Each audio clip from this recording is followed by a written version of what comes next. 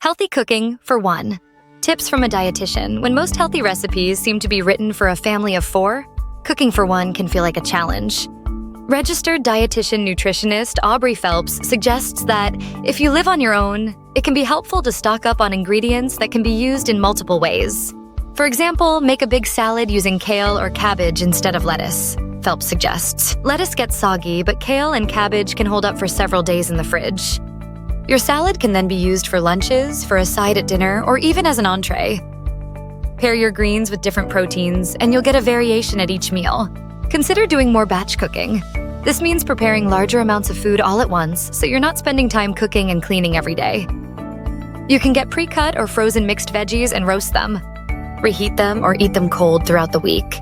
Pick a couple of proteins and prepare enough for several meals to mix and match with your salads or roasted veggies. Also, choose healthy ingredients that will last a long time instead of foods that you'll need to use up right away. Eggs, canned fish, frozen or canned fruits and veggies, canned beans and lentils are all great options because they won't go bad quickly. You'll avoid wasting money and resources. If you don't live alone and you find yourself cooking healthy meals just for yourself, know that healthy dietary changes can be good for the whole family. You may want to sit down and have a conversation with a spouse or loved one about how to find some middle ground. Enjoying healthy meals together can help set you up for long-term success and be good for everyone's well-being.